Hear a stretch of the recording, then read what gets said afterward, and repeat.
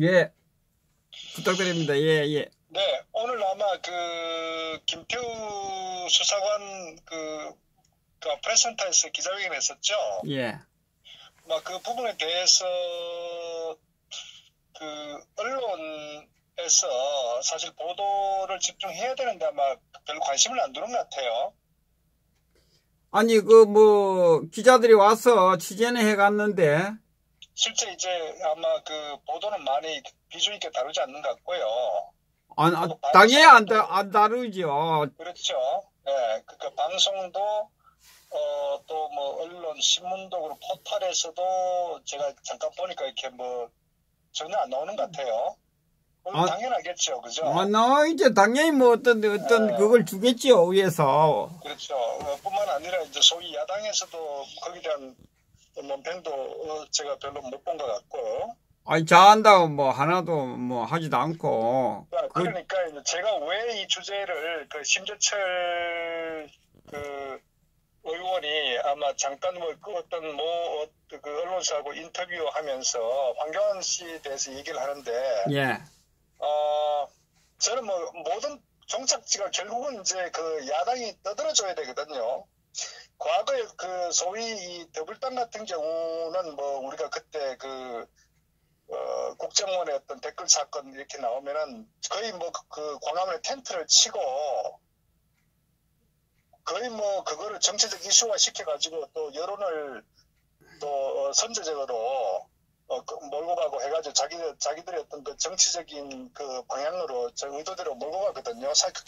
그게 또 정치에서 굉장히 중요한 이슈라고요. 예, 맞습니다. 근데 사실은 이제 모든 종착지가 자한당으로 몰리는데 저는 왜 이들이 이럴 수밖에 없느냐, 그들의 어떤 인식 사고 자체가 문제가 심각하다는 걸 제가 자꾸 말씀드리는 게 우리가 주사파 정권하고 싸우려면요, 기본적으로 우파 내에서 교통 정리가 돼야 돼요. 제가 항상 어떻게 보면은 이 자한당을 계속적으로 비판하고 이 또 세력들에 대해서 제가 언급을 하지 않을 수가 없는 이유 중에 하나가, 결국은 우리가 최종적인 싸움의 대상은 이 문재인 좌파 정권인데 그 정권의 앞을 가로막고 있는 게 자한당입니다. 그래서 제가 자꾸 자한당을 비판하는 거예요. 그리고 또 비판을 하면서 많은 우파 국민들께서 이 실체를 좀 알아야 된다. 자꾸 문재인을 싸워야 된다고, 물론 싸워야죠. 그러나 싸우기 전에 내부의 어떤 걸림돌을 정리를 해야 되거든요. 예. 그래서 이제 제가 어쨌거나 이 자한당을 비판하는 이유가 있다는 것을 우선 배경을 말씀드리고, 그리고 이 심재철이라는 의원에 대해서 우리가 정확히 알아야 되는 게, 현재 이제 자한당이 아마 2월 달에 전당대회가 있겠죠. 당대표 뽑는 선거가 있으니까요. 그런데 이렇게 조금 관심을 지켜보면은 공통점이 뭐냐면요. 혹시 기회가 되면 이제 개별 이 후보 나온 사람들에 대해서 좀 제가 언급을 하고 싶은데, 우선은, 심재철 의원이 그런 얘기를 하더라고. 황교안 씨에 대한 견제겠죠. 황교안은 박근혜 정부 2인자였다. 그러니까 황교안이 나오면은 결국 이 많은 좌파 세력들이 결국 이제 탄핵을 다시 이제 입에 꺼내기 때문에 결국 그래서 황교안은 안 된다, 이제 이런 논리거든요. 근데 저는 이제 왜 반은 맞고 반은 틀렸다고 이제 언급을 했냐 하면은, 황교안 씨가 이제 이 박근혜 정부 2인자였죠. 총리였으니까. 그건 맞죠. 예. 그리고 이 탄핵에 망령이 되살아난다는 얘기는 이게 또 틀렸죠. 이게 무슨 뜻이냐면은, 결국은 이제 이 심재철 의원 머릿속에는 뭐냐면은, 탄핵은 정당했다는 것을 전혀 인식하고 있다는 거라고요, 이게. 그러니까 황교안 씨 당신은 안 돼. 왜? 당신은 박근혜 정부의 2인자였기 때문에, 2인자였고 박근혜 정부는 탄핵을 당해서 결국은 국정을 농단한 세력이기 때문에 당신도 박근혜 정부의 2인자이기 때문에 안 돼. 이 논리거든요. 그러니까 얼핏 보면은 황교안 씨가 2인자인 건 맞죠. 그럼 제가 더 지적하고 싶은 건 무슨 얘기냐면은, 심재철 의원도 이 탄핵의 찬동 세력 아닙니까? 광주 출신 아닙니까? 예. 그런데 한 번도 탄핵에 대해서 자기가 어떤 그 당시에 탄핵의 어떤 그 언론 선동 또 정치적 의도를 자기 스스로 알고 있죠. 그럼에도 불구하고 절대적으로 이 탄핵에 대해서 잘못됐다고 언급하지 않잖아요. 이게 이 사람의 속셈이라고요. 심지어 광화문이나 이 대한문의 태극기 집회도 심재철 의원은 몇 번 썼을 거예요. 그런데 탄핵에 대해서 일절 언급하지 않는 왜 자기 찬성했기 때문에. 마치 나경원처럼. 그런데 이 자한당의 기본적인 이 당대표에 출마하는 대부분의 그 의원들 자체가 이 비슷한 시각이에요. 네. 그러니까 이들은 탄핵에 대해서 기본적으로 일단은 인정하고 간다고요. 그리고 자신들이 찬성했기 때문에. 그것을 우리가 정확히 알아야 된다고요. 그러니까 마치 많은 애국 국민들께서 자한당이 기대를 많이 갖고 있는 것 같아요. 그런데 사실은 제가 딱 보면 김진태 의원 외에는요 전부 탄핵에 대해서 기본적으로 찬성하는 인식을 갖고 있다고요. 정우택도 조차도 그것을 우리가 정확히 알아야 된다. 그러니까 자한당의 실체는 이 탄핵을 기본적으로 마치 그 당시에 자기들이 정치적 의사행위로 탄핵을 찬성했고 주동했었고 부역했었고 그게 실체고 지금도 전혀 입장에 변함이 없다. 그렇기 때문에 설사 그 당시에 이 언론 선동 언론에 의해서 이 탄핵이 마녀사냥처럼 이루어졌다는 것을 아마 저들은 우리는 그렇게 할 거예요. 야, 탄핵에 대해서 그 당시에 선동 언론에 의해서 당신들이 판단에 착오 아니냐고 많은 국민들이 어떤 그런 기대 갖고 있지만 실제 저들은요 그 당시에 언론이 아니라 실질적으로 박근혜 대통령 탄핵시키고자 했다고요. 왜? 정치적 의도를 갖고 있었기 때문에. 네. 그러니까 그 실체를 우리가 정확히 그냥 알고 있어야 된다고요. 그리고 저들은 앞으로도 계속적으로 최순실 국정농단에 했다는 식으로 계속적으로 최순실도 물고 늘어진다고요. 그러니까 저들은 기본적으로 속아서 그런 것도 아니고 실질적으로 정치적 의도를 가지고 박 대통령 코너에 몰고 그렇게 탄핵을 시킨 거예요. 맞습니다. 그렇기 때문에 그리고 황교안이 같은 경우도 제가 정말 스스로 자충수에 빠졌다고 하는 게 황교안이가 싫든 좋든 자기는 박근혜 정부의 2인자였거든요. 그러면 책임을 져야 되는 거예요. 황교안이가 정치를 하려면은 탄핵이 잘못됐다는 것을 되돌리지 않으면 황교안 씨는 절대적으로 탄핵 프레임에서 빠져나올 수가 없어요. 그러니까 자기 스스로가 모순이고 자기 스스로 자충수에 빠진다고요. 그러니까 자기 스스로가 박근혜 대통령 멀리하고 친박을 멀리하는 것은 스스로가 논리에 맞지 않는 거예요. 지금 언거주춤해가 있잖아요. 그러니까 여기서도 뭐라 그러고 저기서도 뭐라 그러고 그러죠 뭐. 그러니까 제가 말씀드린 게 소위 그 우파가 살아나려면은 제가 분명히 말씀드리지만요. 이 탄핵 프레임에서 벗어나지 못하면 우파는 절대 살아날 수가 없어요. 그러니까 이들이 왜 제가 이 소위 김태우 저 수사관이 이런 폭로를 하고 이 좌파들의 어떤 이런 적폐 소위 말해서 이 굉장히 문제 있는 걸 지적을 함에도 불구하고 얘들이 힘을 그렇게 실질 못하냐면 자기들 스스로가 자꾸 정치적 어떤 그런 꼼수나 정치적 의도를 자기들의 어떤 그 잘못을 알고 있기 때문에 이거를 치고 나가지를 못하는 거예요. 그러니까 그것이 바로 거기에 많은 그 기자들도 와서 기자들 궁금해서 왔겠죠. 그리고 많은 또 유튜버들이나 애국 시민들 왔었지만은 그걸 정치적으로 활용하지 못한 자기 스스로가 탄핵이란 이런 딜레마에 빠져있기 때문에 이걸 치고 나가지 못하면은 앞으로 계속적으로 저희들이 혼에 몰린다고요. 그러니까 지금 이 좌파가 자기들 마음대로 사실 얼마나 많은 문제점을 가지고 있습니까? 이미 다 알고 있잖아요. 그럼에도 불구하고 이 소위 야당이 제대로 대처를 못하는 거는 이 탄핵 프레임에서 빠져나오지 못하니까 계속적으로 이 좌파의 소위 저는 뭐 놀이개가 되고 있다. 저는 이렇게 지금 판단하거든요. 그러니까 제가 어쨌거나 안타까운 거는 이 자유한국당의 어떤 그 국회의원의 인식 자체 또 그 자한당을 지지하는 그 주변에 있는 많은 그 세력들은 국민들은 자꾸 탄핵을 과거의 어떤 그 상황으로 몰고 가는데, 제가 분명히 말씀드리지만은 이 탄핵 프레임 이걸 깨지 못하면은 우파는 자한당이 어떤 정치적 꼼수나 이 정략적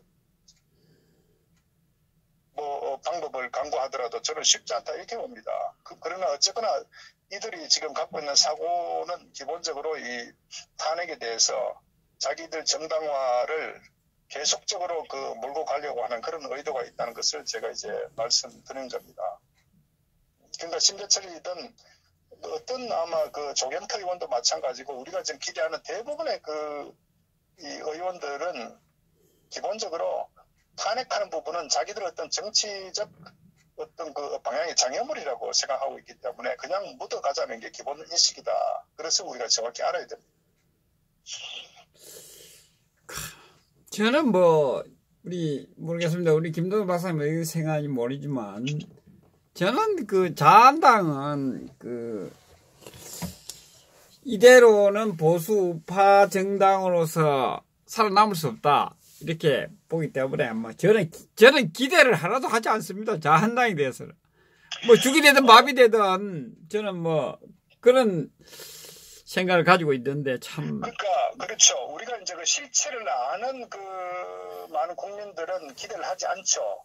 그런데, 결국은 이제 거기에 휩쓸려가는 많은 국민들이 우려된다는 거죠. 저들이 항상 보면은 정치적인 소위 많은 유튜브들도 언론들도 결국 이 자한당을 현재 어떤 야당의 대표 세력으로 이제 인식하고 있다 보니까 정치에 무관심한 또는 이 좌파의 좀 염증을 느끼는 국민들은 그래도 이 자한당이라는 어떤 이 허수아비들의 기대를 하고 있다는 게 제가 상당히 우려스럽다. 이 부분이거든요. 그렇지. 아무 생각 없는 중도나 아무 생각 없는 사람 자한당을 지지를 하고 자한당을 생각하죠. 지금. 그러니까 결국 이제 선거가 다가오면 다가올수록 지난 대선 때도 홍준표를 지지했던 마찬가지로 홍준표가 이 대선에 당선될 가능성은 제로였음에도 불구하고 사실은 정치에 무관심한 또는 좌파의 어떤 반대 입장에 있는 국민들은 결국은 자한당을 하나의 또 대안으로서 인식하다 보니까 이 문제를 어떻게 깰 거냐 하는 게 저는 굉장히 중요한 과제다. 맞습니다. 그래 보는 거거든요. 예. 그래서 제가 자꾸 이 말씀드린 거는 그런 얘기예요. 왜 자꾸 우파 분열을 하느냐 하는데 분열이 아니라 이건 옳고 그름의 문제라고요. 제가 하나 참고로 말씀드리면은 저는 결과를 떠나서 우리 개국 국민들이나 전 대한애국당은 역사와의 어떤 싸움에서 입장에 서야 된다 이렇게 보거든요. 무슨 얘기냐면은 결과가 어떻든 간에 이 탄핵은 잘못됐고 그리고 이걸 바로 잡아야 된다. 결과가 어떻든 간에 저는 역사가 어떻게 평가할 거냐 이런 관점에서 좀 우리가 바라봐 줘야 된다고 생각해요. 그러니까 지금 이 탄핵의 이 입장에 선 사람들은 결국은 뭐든지 아마 정치적으로 이용할 것이고 또 때가 되면은 또 자기 지지를 어떤 지금도 그렇지만은 자한당이 하는 보수 우파의 대한 세력이라고 자꾸 이렇게 휩쓸려 가는데 우리는 어쨌거나 옳고 그름의 어떤 정의 원칙의 문제를 강조할 필요가 있다 이렇게 보거든요. 사실 한 여담이지만은 정착과 같은 경우에 제가 경험을 했는데 이 법학과 같은 경우에도 이 정의란 무엇인가 마이클 샌델의 어떤 정의를 이 교재를 가르치더라고요. 제가 사실은 좀 깜짝 놀랐는데 법대에서 왜 정의를 가르치느냐? 법 이전에 정의가 바로 서야 되거든요. 그러니까 우리가 결국은 어떤 이 탄핵에 대한 것도 결국은 어떤 원칙의 문제고 법치의 문제고 정의의 문제이기 때문에 이걸 바로 잡아야 대한민국이 바로 가기 때문에 우리는 항상 이 옳고 그름을 중요한 어떤 이슈로 삼고 계속적으로 좀 외치고 투쟁해야 되거든요. 그런 관점에서 우리가 어떤 역사 바로 세우기라는 관점에서 이 자한당의 어떤 이런 기회주의 행태를 저는 계속적으로 우리가 좀 주장하고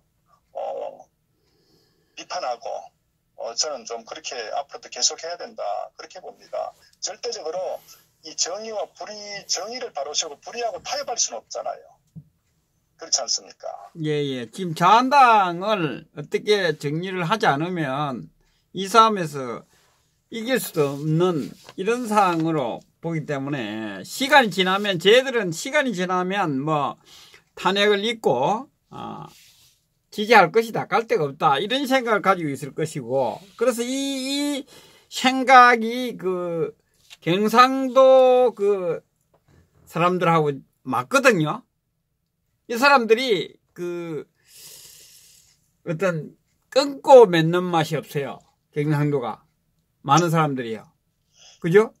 이게 지금 자한당하고 그거하고 마다 떨어지고 있기 때문에 이것을 깨부셔야 되거든요. 사실상. 그러니까 이제 우리 국민들이 뭘 인식해야 되냐면 저기 그 자한당 국회의원들은요 국민이나 국가는 안중에 없다는 것을 알아야 됩니다. 오직 저들의 어떤 저들만의 리그다는 거. 저들은 딴 세상에 살고 있어요. 그 세상이란 것은 결국은 공천받아서 국회의원 한 번 더 하고 권력을 사유하고 그것밖에 머리 없어요. 그렇기 때문에 결국은 어떤 그 바른 소리 못하고 이 나라가 위중한 상황에도 만약에 머리가 똑바로 박혀 있다면은 투쟁하죠. 현장에 나와가지고 천막 치고 거기서 투쟁해야 되겠죠, 당연히. 그리고 그 여론을 자기들을 끌고 나가고 언론도 자기들이 좀 주도해 나가고 그렇게 해야 되는데 그렇게 하자고 있지 않잖아요. 그렇죠. 그러니까 다음에 어떤 그 지도부에서 문 밖에 벗어나고 혹시 뭐 공천에서 배제되면 어떨까 이런 생각만 갖고 있기 때문에 바로 그것이 현재 자한당 국회의원들의 실체라는 걸 우리 그 국민들은 알아야 됩니다. 그리고 어쨌거나 제가 말씀드리지만은 이 좌파를 이기려면은 이 탄핵이 잘못됐다는 것을 반드시 바로 되돌려야 그래야 국민들로부터 저는 그 다시 힘을 결집하고 좌파들을 정말 척결하는데 하나의 그 우리가 기준이 되지 계속적으로 이 심재철처럼 탄핵은 정당했다는 이런 사고 논리를 갖고 있으면은 항상 좌파들의 이 국정농단 세력으로 인식돼가지고 계속적으로 코너에 몰리게 된다고요. 먼저 번에 한번 그 심재철이 그때 뭐 옳은 말 한번 했다고 심재철 크는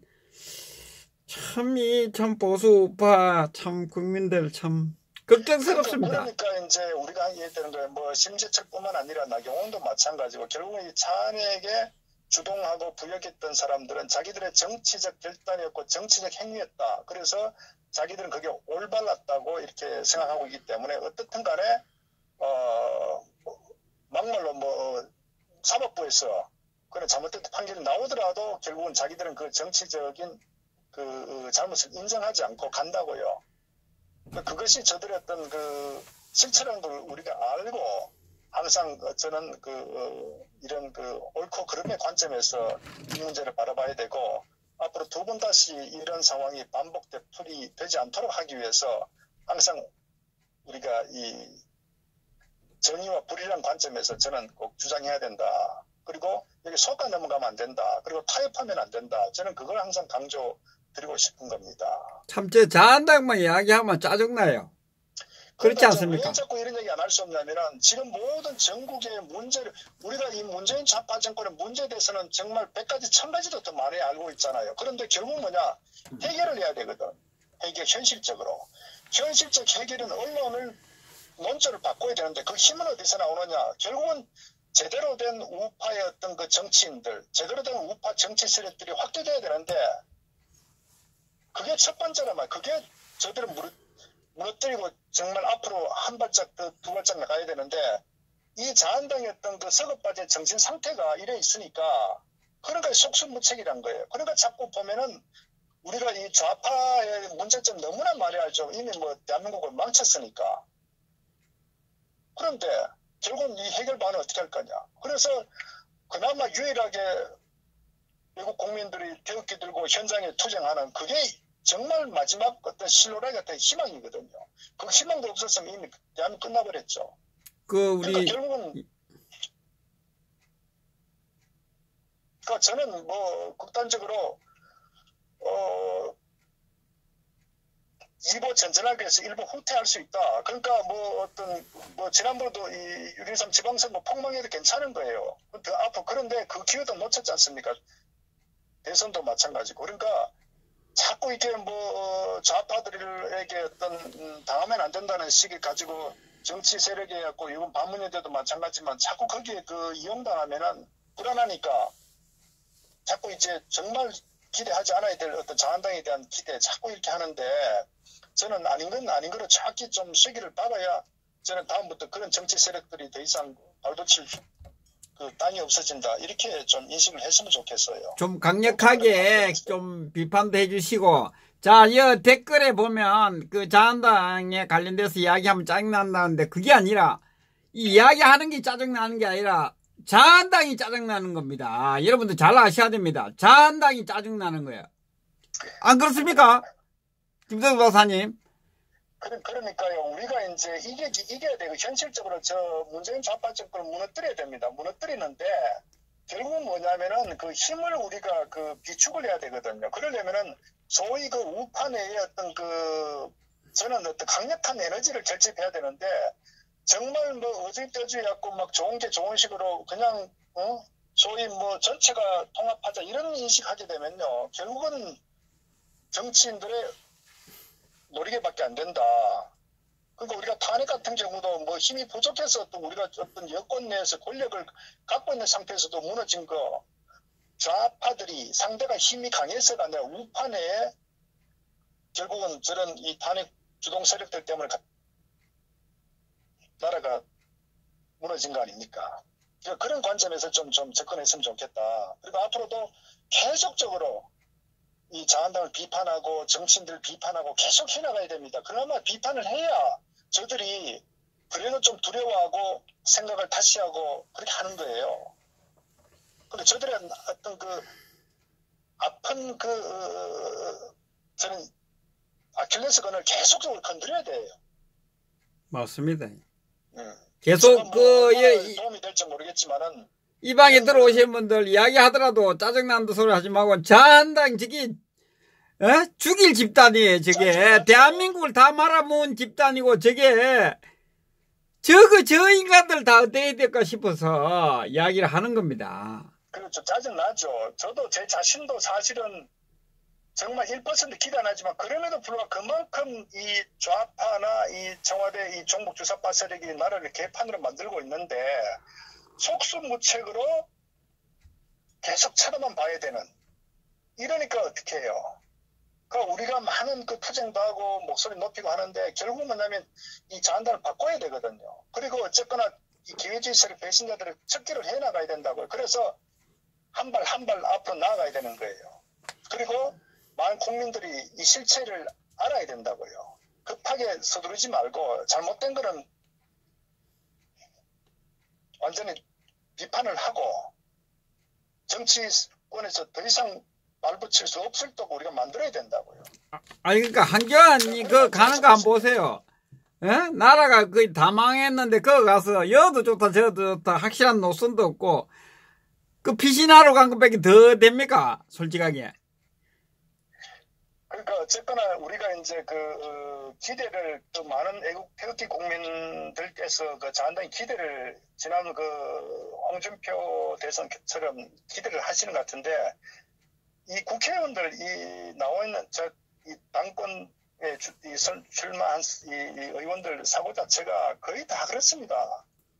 거의 우리가 기대할 거 혹시나 찍어주면 또 다시 저희들이 정권 잡아서 탄핵을 바로 천만해요. 그래도 그때 되면요, 그건 또 과거로 또 덮어가자 그런다고요. 지금 안 그래도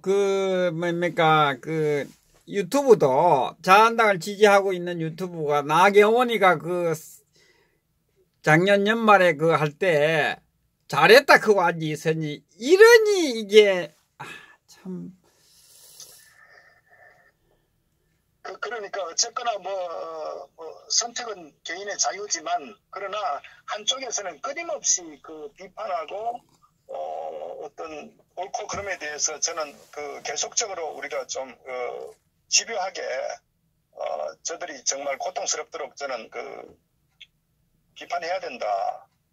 그래야 그나마 어떤 뭔가 좀 변화가 올 수 있겠지 모르지만 우리가 그냥 이 국회의원들 현재 이 자한당 세력에 대해서 침묵을 지키면은 또 저들은 항상 저들만을 위해서 저들만의 리그로 계속 정치를 한다는 것을 꼭 명심해야 된다고 제가 그걸 좀 말씀드린 겁니다. 연말에 뭡니까 조국하고 임종석이 놓았을 때 면죄부를 줘가지고 지금 임종석이가 내려간 지 며칠 됐습니까?